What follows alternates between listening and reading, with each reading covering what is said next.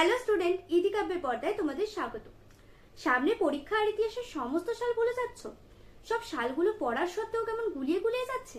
তাহলে আজকের ভিডিওটা শুধুমাত্র তোমাদের জন্য, কারণ আজকে আমি তোমাদের বলবো ইতিহাসে খুব সহজে কিভাবে সাল তোমরা মনে রাখতে পারবে।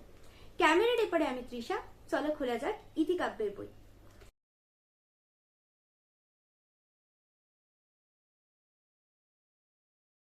চলো স্টুডেন্ট, এবার আমি তোমাদের শেখাবো কিভাবে তোমরা খুব সহজে ইতিহাসের সালগুলোকে মনে রাখতে পারবে। এর জন্য ফার্স্টে 1800 সালের ইম্পর্টেন্ট ঘটনাগুলোকে গল্পের আকারে সাজিয়ে নিচ্ছি। ফার্স্টে 1800 সালে ঘটেছিল ফোর্ট উইলিয়াম কলেজ প্রতিষ্ঠা। এটাকে তোমরা কিভাবে মনে রাখবে যে না, তুমি একটা কলেজে ভর্তি হয়েছো। এরপর 1802 থেকে 6 এই সময় তোমার দুটো বন্ধু হয়, ইঙ্গো ও মারাঠা, যারা নিজেদের মধ্যে ঝগড়া করতে থাকে। আর এদের এই ঝগড়া এসে মেটায় বেসিন।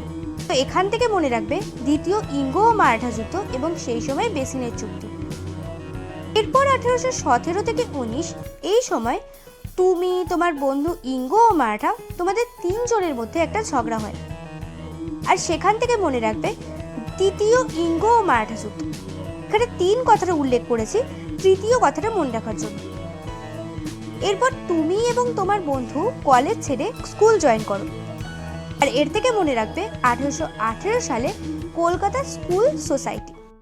এবার এই স্কুল প্রতিষ্ঠার পর এখানে বক্তৃতা দিতে আসেন লর্ড বেন্টিং। এর থেকে তোমরা খুব সহজেই মনে রাখতে পারবে 1833 সালের প্রথম গভর্নর জেনারেল লর্ড বেন্টিং এর নাম। এবার লর্ড বেন্টিং এখানে কিসের জন্য এসেছিল? না, লর্ড বেন্টিং এসেছিল বক্তৃতা দিতে বঙ্গভাষা সভার জন্য। তো এখানে বলতে পারি 1836 সালে বঙ্গভাষা প্রকাশিকা সভা। এরপর 1845 থেকে 46-এ তোমার বন্ধু ইঙ্গো প্রথমবার শিখদের সাথে ঝামেলা শুরু করে। এর থেকে মনে রাখবে প্রথম ইঙ্গো ও শিখ যুদ্ধ। এবার এই এত ঝগড়া মারামারির পর স্কুল কর্তৃপক্ষ একটা নতুন নিয়ম জারি করে।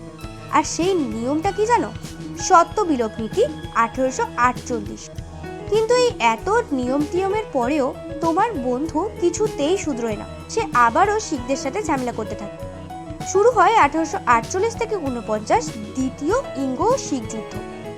এরপর তোমাদের কলেজের প্রফেসর উড 1854-তে একটা নির্দেশনামা জারি করে এই সমস্ত কিছুর বিরুদ্ধে। এটা উডের ডেসপ্যাচ। এই নির্দেশনামা কেউ না মেনে নিজেদের মধ্যে ঝগড়া করতে থাকে। আর এই ঝগড়া এত বেড়ে যায় যে মহাবিদ্রোহের আকার নেয় 1857। এরপর তোমাদের স্কুলের হেডমাস্টারের রিটায়ারমেন্ট চলে আসে। এর থেকে মনে রাখবে 1856 থেকে 58 ভারতের শেষ গভর্নর জেনারেল লর্ড ক্যানিং এর নাম। এরপর 1861-তে একটা নতুন আইন জারি করা হয়, ইন্ডিয়ান কাউন্সিলিং অ্যাক্ট। এই আইনের সমস্ত কথা বিভিন্ন পেপারের মাধ্যমে বিভিন্ন জায়গায় ছড়িয়ে যেতে শুরু করে। এর থেকে মনে রাখবে 1872-এ বঙ্গদর্শন পত্রিকা। এই পত্রিকায় বলা হয় যে পুলিশরা জনগণদের পর্যাপ্ত সুরক্ষার দায়িত্ব নেবে। সেই কথা অনুযায়ী পুলিশরা হান্টার গান নিয়ে পাহারা দিতে থাকে। এর থেকে মনে রাখবে হান্টার কমিশন 1882 থেকে 83। এরপর 1895 সালে বিভিন্ন বই ছাপানোর মাধ্যমে জনগণকে সচেতন করার কাজ শুরু হয়। এখান থেকে মনে রাখবে ছাপাখানার প্রতিষ্ঠা।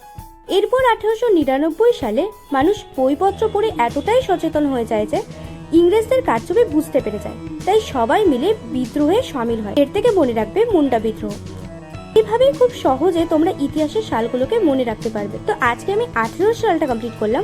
নেক্সট ভিডিও আমি 1900 সালের ইম্পর্টেন্ট ডেটগুলোকে নিয়ে আলোচনা করব, তাই চ্যানেলটাকে সাবস্ক্রাইব করে রাখতে ভুলবে না। এছাড়া তোমাদের এনি কোয়ারিজ তোমরা আমাকে কমেন্ট করে জানাতে পারো। আর তোমাদের সুবিধার্থে এই পুরো ভিডিওটার একটা সামারি আমি ডেসক্রিপশনে দিয়ে রেখেছি, তোমরা ওখান থেকে ডাউনলোড করে কিন্তু এই জিনিসটা পড়তে পারো। চলো আজকের মতো এইটুকুই পড়াশোনা থাক, তাহলে আবার বোরিং লাগবে। তো চলো আজকের মতো ছুটি।